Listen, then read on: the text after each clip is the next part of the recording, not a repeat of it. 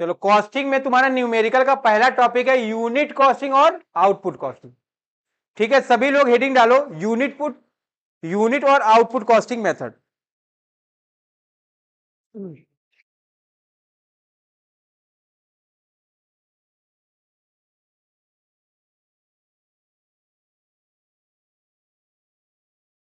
ध्यान दोगे, यूनिट और output costing is the method और टेक्निक। देखो, जैसे कॉस्टिंग में पढ़ रहे हो, अभी प्रोसेस पढ़ोगे, उसके लिए एक अलग मेथड यूज करोगे, उसका नाम क्या होगा? Process costing. कल बता रहे थे ना। अगर आप कॉन्ट्रैक्टर हो, हर एक कॉन्ट्रैक्ट की कॉस्ट क्या है, उस पर कितने WIP है, कितना स्टॉक है, कितना वर्क इन प्रोग्रेस है, कितना प्रॉफिट आ रहा है, कितना लॉस है, ये सब फाइंड आउट करना है। क्या करोगे? एक अलग टेक्निक और मेथड यूज करोगे, जिसका क्या नाम है? Contract costing. ठीक है ना। फिर अगर सर्विस सेक्टर में लगे हो, वहां पर एक अलग मेथड आप यूज करेंगे, जिसका नाम क्या होगा? Operating cost. ठीक है, यहां पर क्या है? आप सिंगल, इसको क्या बोलते हो? इसको सिंगल कॉस्टिंग मेथड के नाम से भी आप जानते हैं। ऐसी कोई कंपनी है जहां पर शर्ट बन रही है, तो शर्ट कई तरह की होती कि नहीं? कैजुअल है, फॉर्मल है, पार्टी वियर है ना? चाइनीज कॉलर है, इंडियन कॉलर है, देश भर के। ठीक है ना। तो ध्यान रखोगे, जो भी आदमी इसका प्रोडक्शन या मैन्युफैक्चरिंग करेगा, मोर और लेस क्या होगा? ये सिमिलर होगा। किसी में कॉलर नहीं, किसी में कॉलर है। अब जैसे क्या है, आजकल चाइनीज कॉलर का जमाना ज्यादा आ गया। अगर कोई पर्सन ऐसा है जो ऑफिस के वर्क में इन्वॉल्व है, तो उसके लिए क्या है? चाइनीज कॉलर नहीं हो, फॉर्मल चाहिए उसको। ठीक है। तो उसी तरह यहां पर क्या बोला उसने? यूनिट और आउटपुट कॉस्टिंग क्या है? एक मेथड या टेक्निक है। किसकी? कॉस्टिंग की। कॉस्टिंग में ही पढ़ रहे हैं ना हम लोग इसको। तो कॉस्टिंग का ये क्या है? एक अलग मेथड और टेक्निक है। ठीक है, which is use in those industries और यूनिट। ये कहां पर यूज होता है? उन इंडस्ट्री या यूनिट्स, यूनिट्स का मतलब क्या है? बिजनेस ऑर्गेनाइजेशन से, या मैन्युफैक्चरिंग या प्रोडक्शन सेक्टर के उस यूनिट से, where identical and homogeneous product are produce from a common process. Identical and homogeneous का मतलब क्या है? शर्ट सब है, चाहे वो चाइनीज कॉलर की हो, चाहे कैजुअल हो, चाहे फॉर्मल हो, चाहे पार्टी वियर, है कि नहीं? सब लोग क्या करेंगे? क्या है, हर आदमी का साइज शेप अलग है कि नहीं?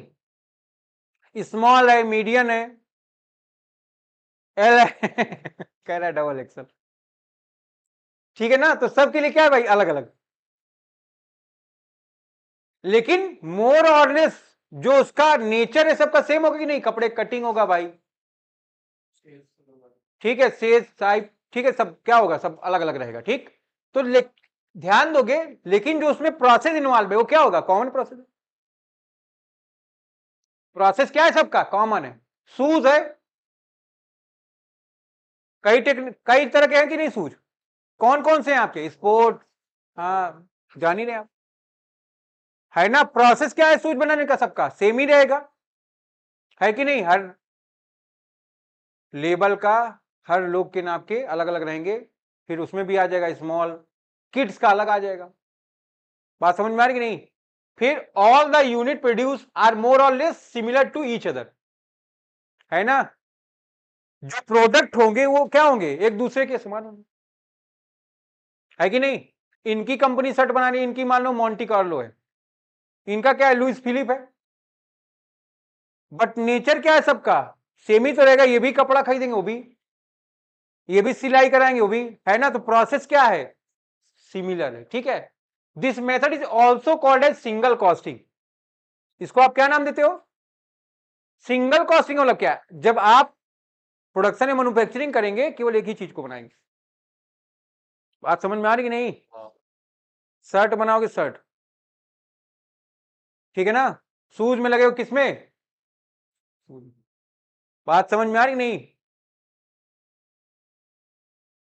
ऐसे पढ़ लो इसको एक बार।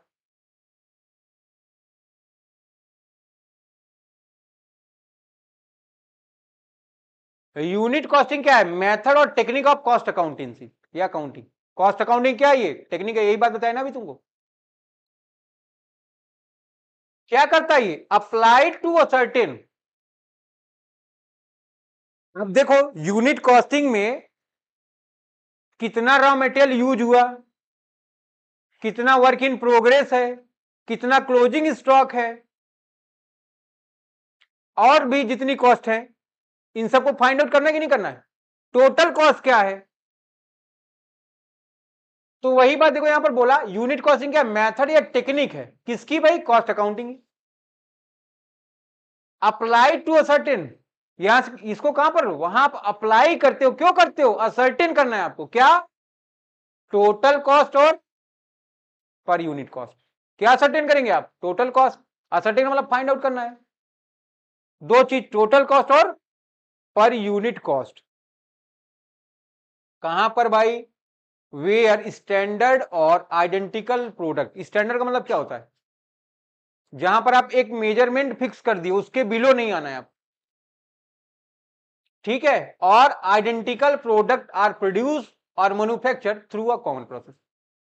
यही इसकी मीनिंग डिफिनीशन है। क्या आप इसको याद कर लिए या दिमाग में तुम्हारे हो गया ये? तो क्या निकल के आया पूरा रिजल्ट? यूनिट या आउटपुट कॉस्टिंग या सिंगल कॉस्टिंग।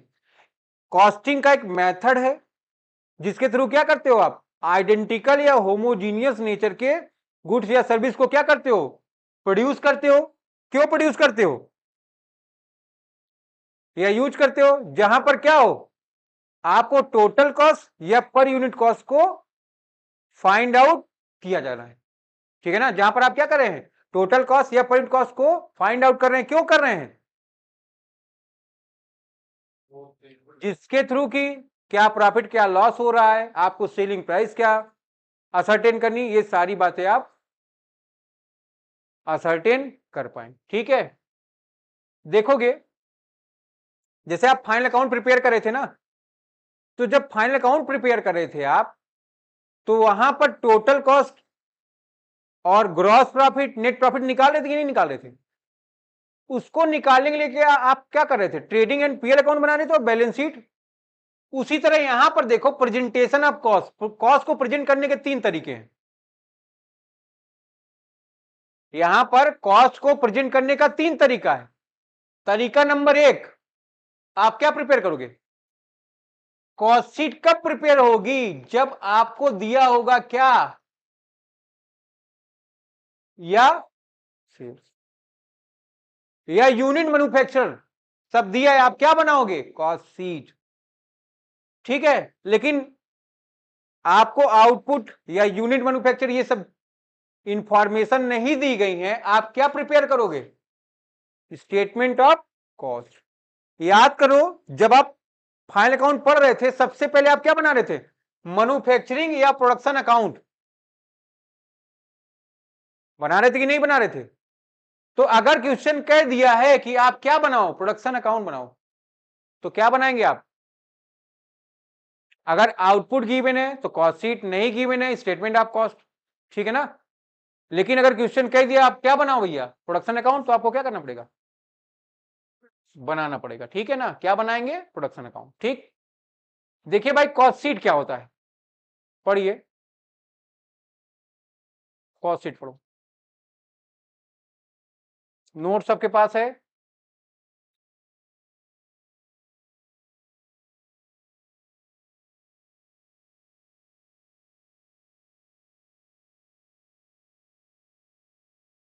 कॉस्ट शीट क्या है भाई? ठीक है ना? तो चलो बताओ, खड़े जाओ। स्टेटमेंट में और कॉस्ट, स्टेटमेंट में और अकाउंट में डिफरेंस क्या है?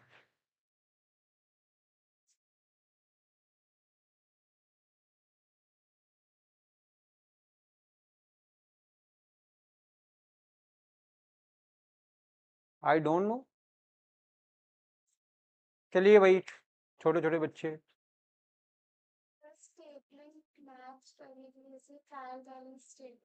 हमने पूछा what is the difference between statement and account. अभी तक आप लोग अकाउंट पढ़ रहे थे या लेजर प्रिपेयर कर रहे थे ना? अब क्या प्रिपेयर करोगे यहां पर? कॉस्टिंग में आपको प्रिपेयर करना है स्टेटमेंट। स्टेटमेंट और अकाउंट में एक जो सबसे बड़ा डिफरेंस है, ध्यान रखोगे, स्टेटमेंट में डेट का कॉलम नहीं होता है और लेजर जब आप बनाते हैं डेट का कॉलम होता है, पहली बात। दूसरी बात है, जब आप स्टेटमेंट प्रिपेयर करते हो to and by word use नहीं होता है, और अकाउंट में डेबिट में टू और क्रेडिट में बाई वर्ड का यूज किया जाता है। स्टेटमेंट आपको एस्टिमेशन बताता है, कॉस्ट अकाउंट क्या बता रहा है, एक्चुअल फैक्ट्स एंड फिगर की बात नहीं करेगा ये, it is only a estimation की बात करें। ध्यान रखोगे, जब आप बात करेंगे एक्चुअल रिजल्ट की, तो किसकी बात करेंगे आप, किसकी बात करेंगे,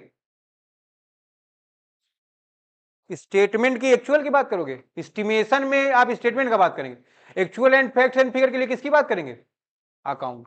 ठीक है ना। तो ध्यान रखोगे, ये भी एक डिफरेंस है आपका, कि जो स्टेटमेंट है वो आपको क्या बताता है, एस्टिमेशन बताता है, ठीक है ना। लेकिन अकाउंट क्या करेगा, आपको एक्चुअल फैक्ट्स एंड फिगर के बारे में रिप्रेजेंटेशन देगा।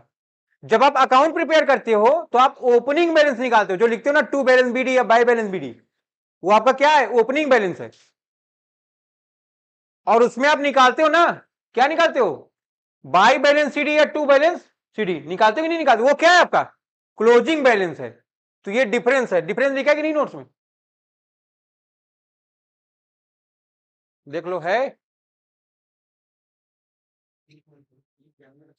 नहीं है ना, चलो ठीक है, ये तुम्हारे लेवल की बात नहीं, ये आपको क्लास 11 में पढ़ाया जाता है। बात समझ, स्टेटमेंट डिफरेंस किसका है या क्या है, ठीक है। यहां तक कोई प्रॉब्लम बताइए आप, आगे बढ़ो।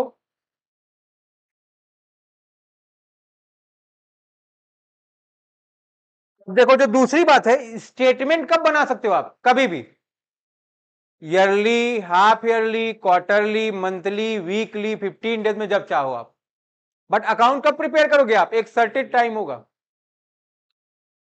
ईयरली या जैसे आप अपने में डिसाइड करोगे, ठीक है ना।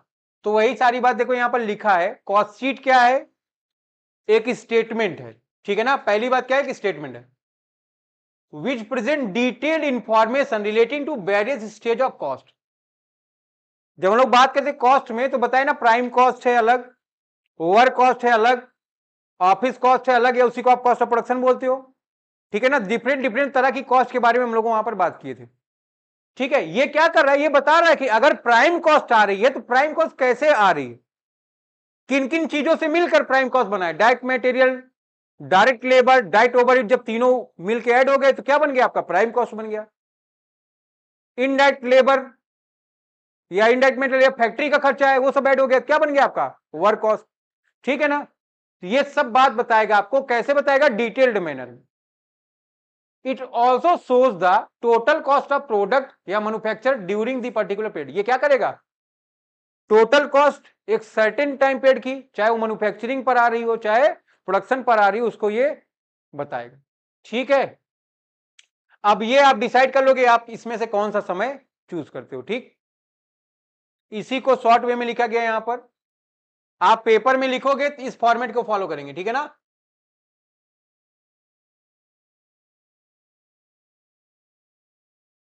क्या बोला गया, कॉस्ट शीट क्या भाई, एक स्टेटमेंट है या डॉक्यूमेंट है, ठीक है ना, which represent the various component of total cost. तो टोटल कॉस्ट के कंपोनेंट क्या है भाई, पहला है आपका प्राइम कॉस्ट, दूसरा क्या है आपका वर्क कॉस्ट, तीसरा क्या है आपका, चौथा क्या है कॉस्ट ऑफ गुड्स सोल्ड, और पांचवा क्या है आपका कॉस्ट ऑफ सेल। तो टोटल कॉस्ट के कितने कंपोनेंट हैं, और वो कंपोनेंट कहां कहां से मिलकर बने हैं, ये सारी बात को कौन बताता है, कॉस्ट शीट। बात समझ में आ रही कि नहीं, ध्यान रखोगे, अभी ये कॉस्ट शीट का फॉर्मेट बना हुआ है, ये देखिए, ये कि नहीं कॉस्ट शीट का फॉर्मेट। तो सबसे पहले आप इसमें क्या कैलकुलेट करोगे, raw material consume. Raw material consume कैसे आएगा आपका, opening stock of raw material, add कर दिया आपने इसमें purchase of raw material, add कर दिए कैरीज ऑन परचेज और इनवर्ड, माइनस कर दिए इसमें से क्या, closing stock of raw material. तो जो बच गया वही क्या है, ऐड और लेस कर लिए, जो बच गया वो क्या है आपका आरएमसी, रॉ मटेरियल कंज्यूम। यहां पर स्टॉक कौन सा, ये रॉ मटेरियल, और रॉ मटेरियल जो है उससे रिलेटेड सारी इंफॉर्मेशन अलग है।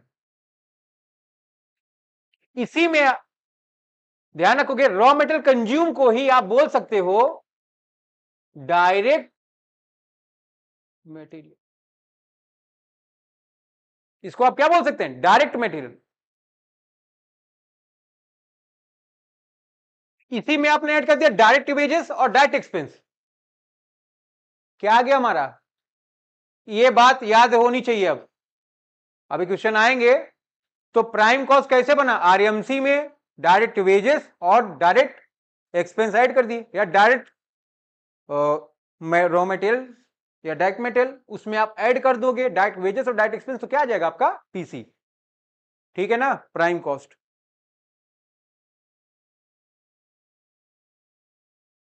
देखिए फिर, ठीक है भाई, ये दो बात क्लियर हुई आपको। ये क्या है, पीरियोडिकल स्टेटमेंट। पीरियोडिकल स्टेटमेंट को बोला गया, एक पर्टिकुलर टाइम पीरियड से रिलेटेड है। ठीक है, क्या रिप्रेजेंट करता है, various component of total cost for a specific time period in analytical and detailed manner. ठीक है ना, कैसे शो होगा इसमें बताएं भाई, एनालिटिकल और डिटेल मैनर में। कहां पर, जहां पर होमोजीनियस या आइडेंटिकल यूनिट प्रोड्यूस या मैन्युफैक्चर होगी। बात समझ रहे कि नहीं। तो ये है आपकी कॉस्ट शीट की डिफिनीशन। यहां पर देखो लिखा है, कब prepare, cost sheet is prepared when output is given in the question. बात समझ में आ रहा है आपके, पढ़िए भाई, फीचर्स पढ़िए, या फैक्ट है कॉस्ट शीट का। कॉस्ट शीट क्या शो करता है, it shows total quantity of production. ये टोटल कॉस्ट के साथ साथ क्या शो करता है, क्वांटिटी को भी शो करता है। बात समझ में आ रही नहीं। हमने क्या बोला, जब आउटपुट दिया होगा या सेल की यूनिट दी होगी तभी क्या बनेगी कॉस्ट शीट, अदरवाइज क्या बनाएंगे आप, स्टेटमेंट ऑफ कॉस्ट। बात समझ में आ रही नहीं। तो ये शो करता है कि नहीं शो करता है क्वांटिटी को, it shows total cost and per unit cost with the various component. ये क्या करता है, टोटल कॉस्ट और उसके जितने कंपोनेंट्स हैं उनको भी शो करता है। फिर वेरियस कंपोनेंट क्या क्या है, जैसे प्राइम कॉस्ट है आपका, वर्क कॉस्ट है, इसी को आप फैक्ट्री कॉस्ट बोलते हो, कॉस्ट ऑफ प्रोडक्शन को आप ऑफिस कॉस्ट भी बोलते हो, है ना, कॉस्ट ऑफ गुड्स सोल्ड हो गया और कॉस्ट ऑफ सेल हो गया। ठीक है, तो ये सब कंपोनेंट है आपके टोटल कॉस्ट के।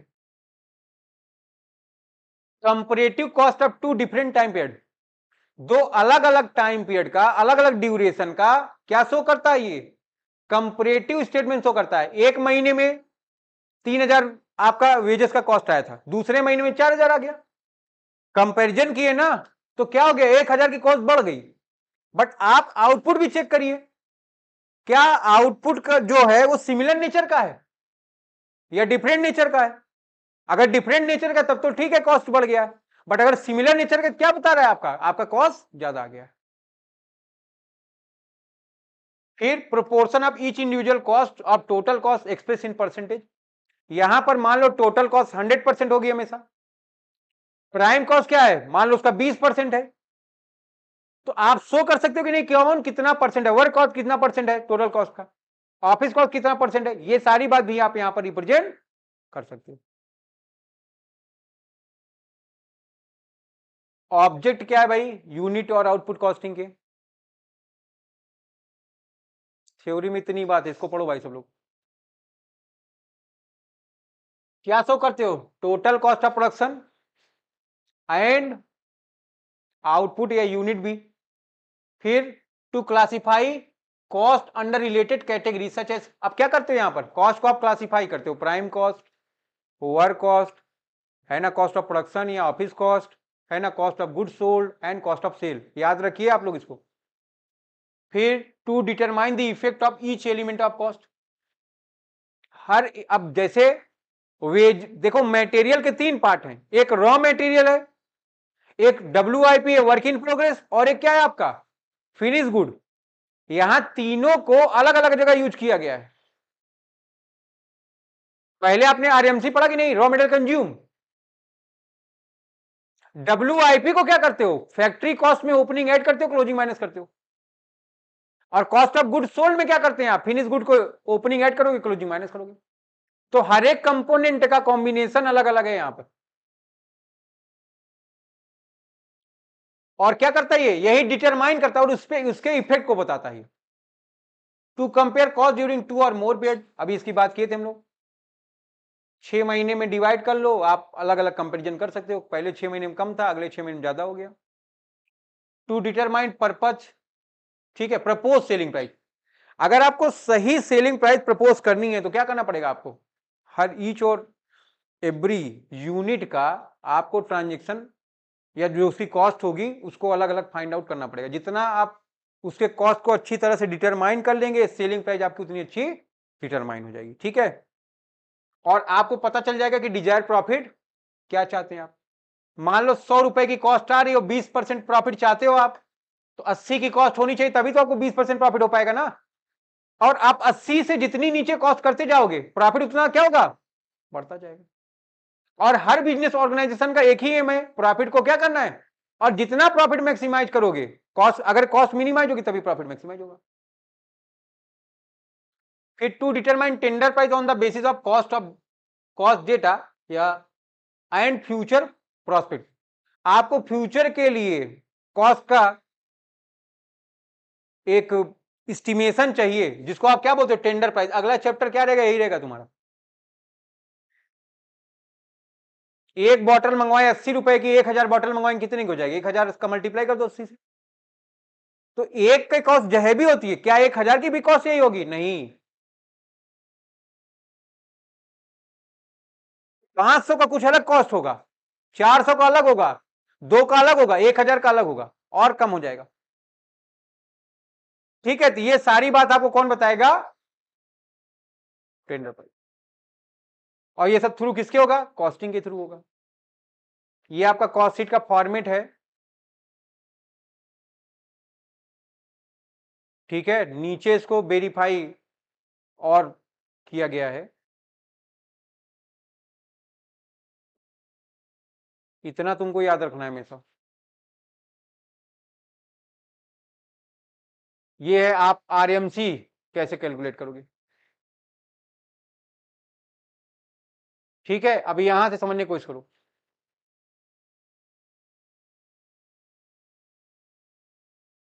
सब लोग अपने अपने नोट्स में कॉस्ट शीट ओपन कर लो।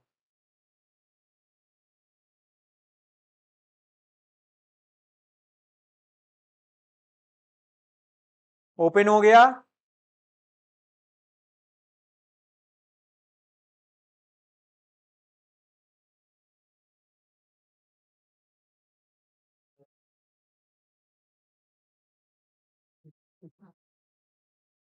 कहाँ है नोट्स,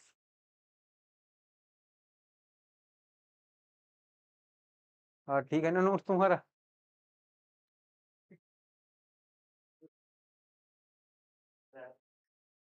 कहाँ कहाँ गया नोट्स, देखो भाई ये प्राइम कॉस्ट है,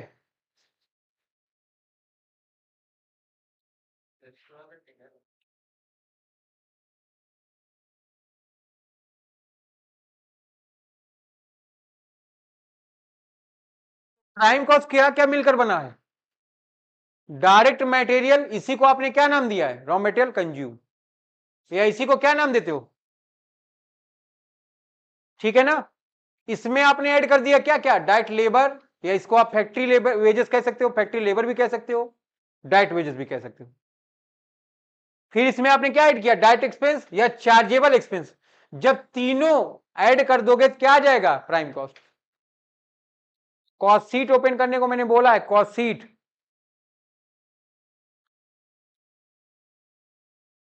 क्या क्या दिया इसमें, तीनों दिया कि नहीं दिया है। रॉ मटेरियल कंज्यूम को क्या बोल सकते हो, डायरेक्ट मटेरियल, लिखिए यहां पर।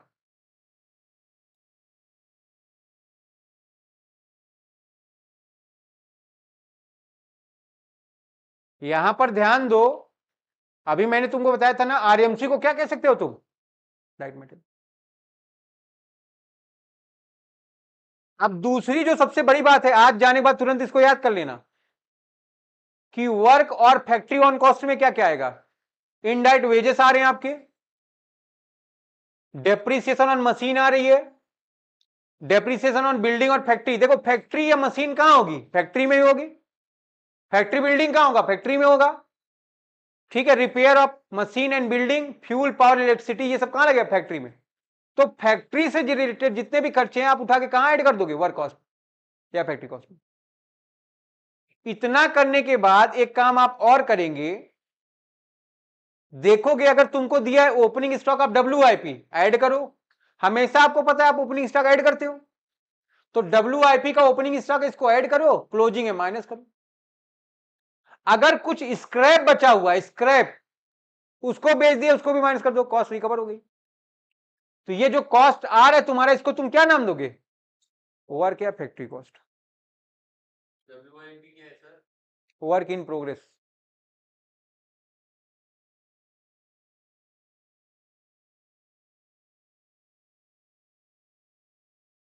बात समझ में आ रही नहीं अभी। यहां पर देखो ऑफिस कॉस्ट में क्या क्या आएगा, ऑफिस की सैलरी, ऑफिस से रिलेटेड जो भी खर्चे वो सब कहां आएंगे, ऑफिस। डेप्रीसिएशन है ऑफिस बिल्डिंग या फर्नीचर का। अगर फैक्ट्री का है तो वर्क में, ऑफिस का कहां पर, ऑफिस कॉस्ट।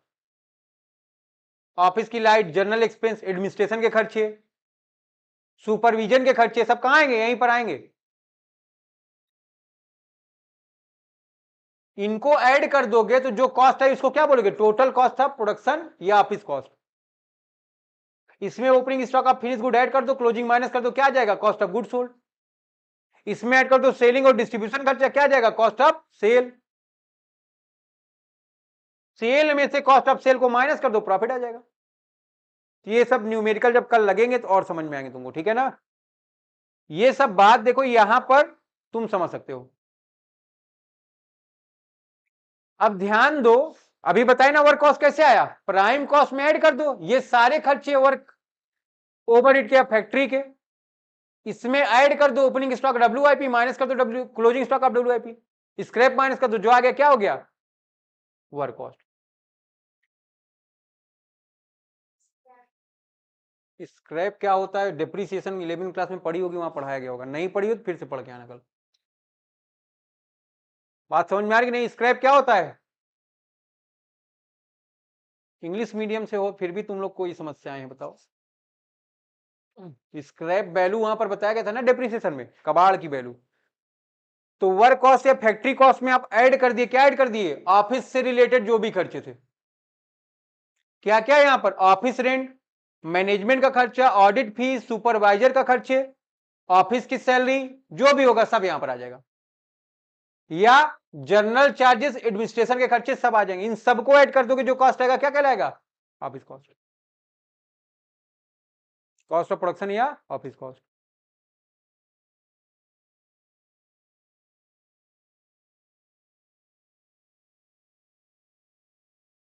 यहां पर देखो ऑफिस कॉस्ट में आपने क्या ऐड कर दिया, opening stock of finish good minus कर दिया closing stock of finish good, क्या आ गया तुम्हारा, कॉस्ट ऑफ गुड सोल्ड में तुमने ऐड कर दिया सेलिंग के खर्चे, डिस्ट्रीब्यूशन के, क्या आ गया तुम्हारा, कॉस्ट ऑफ सेल आ गया। आप सबको पता है कि sale minus cost of sale कर दोगे प्रॉफिट आ जाएगा, कॉस्ट ऑफ सेल में माइनस कर दो सेल, क्या आ जाएगा, लॉस आ जाएगा। बात समझ में आ रही कि नहीं, तो इतनी बातें हैं। जब भी मैं स्टॉक की बात अभी किया, देखो स्टॉक, इतनी बात क्यों स्टॉक की,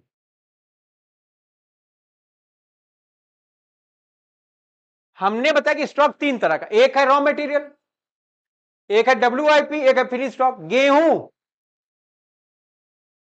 गेहूं क्या है, उसका आटा या मैदा बना दिए, ठीक है ना, उससे बिस्किट बना दिए, ब्रेड बना दी, क्या है, बात समझ में आ रही कि नहीं। तो ध्यान रखो कि स्टॉक तीन तरह का है, रॉ मटेरियल का जो ओपनिंग है उसको ऐड करो प्राइम कॉस्ट में, क्लोजिंग को माइनस करो प्राइम कॉस्ट में। बात समझ में आ रहा है कि नहीं आ रहा है।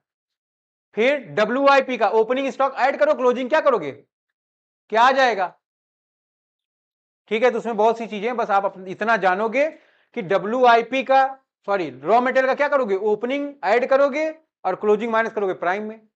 WIP का क्या करोगे, ओपनिंग ऐड करोगे क्लोजिंग माइनस करोगे कहां पर, फैक्ट्री वर्क कॉस्ट में। सभी चीजें लिखी हैं आपकी किताब में, नोट्स में। फिर फिनिश गुड्स ओपनिंग ऐड करोगे कहां पर, कॉस्ट ऑफ गुड्स सोल्ड में क्लोजिंग माइनस करोगे। बात समझ में आ रही ना, इतनी बात बताई गई आपको।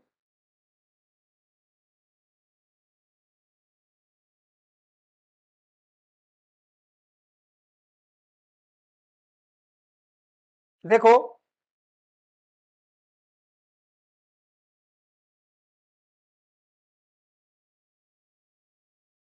पॉइंट नंबर 2 3 4 5 6 7 पढ़ो।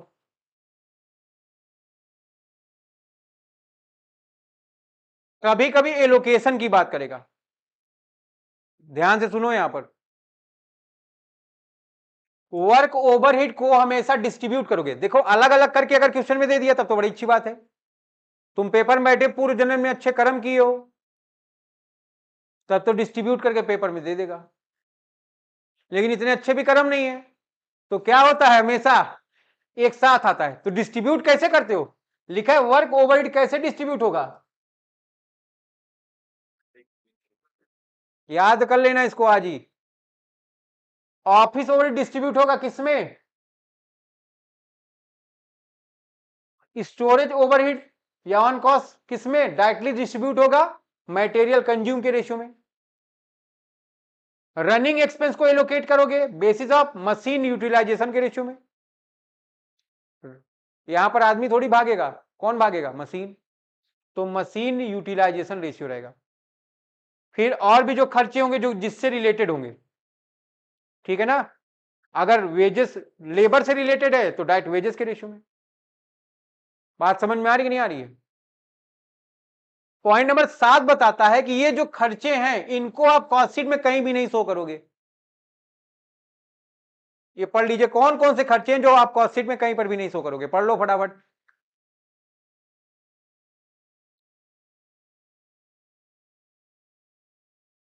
तुम्हारी कॉस्ट शीट कहां गई, तो ओपन कर ले, पढ़ ले बेटा।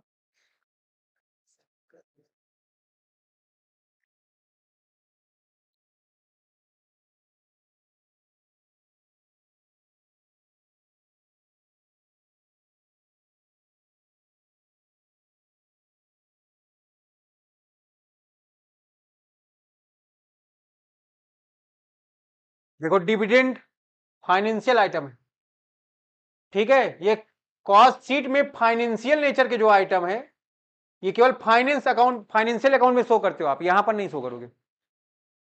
डिविडेंड हो गया, interest on share and debenture हो गए, तो शेयर पर तो डिविडेंड मिलता है, इंटरेस्ट ऑन डिवेंचर रहेगा यहां पर केवल, ठीक है, उसको काट दो भाई शेयर को। अकुमुलेटेड डिप्रिसिएशन नहीं शो होगा यहां पर, प्रिलिमिनरी एक्सपेंस नहीं शो होगा, फिर राइट ऑफ इंटेंजिबल एसेट्स नहीं शो होगी, एडवर्टीजमेंट सस्पेंस अकाउंट नहीं शो होगा, बैंक ओवरड्राफ्ट नहीं शो होगा, गुडविल एक्सेट्रा और बहुत सी चीजें, इस तरह की चीजों को आप यहां पर शो नहीं करें। क्या चीज, बैड डेट्स भी, बैड डेट्स रहेगा, शो होगा नहीं होगा, बैड डेट भी लिख लो यहां पर,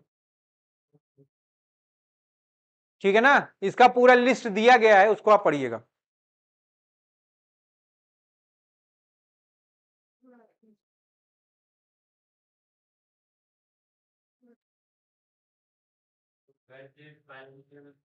नेचर का आइटम है, यहां पर नहीं शो होगा, ठीक है। नहीं पीएल में होगा, नहीं पीएल थोड़ी पढ़ रहे हो तुम, हो गया।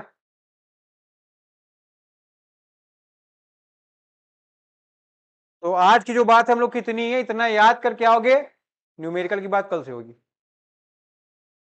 ठीक है, याद हो जाएगा इतना।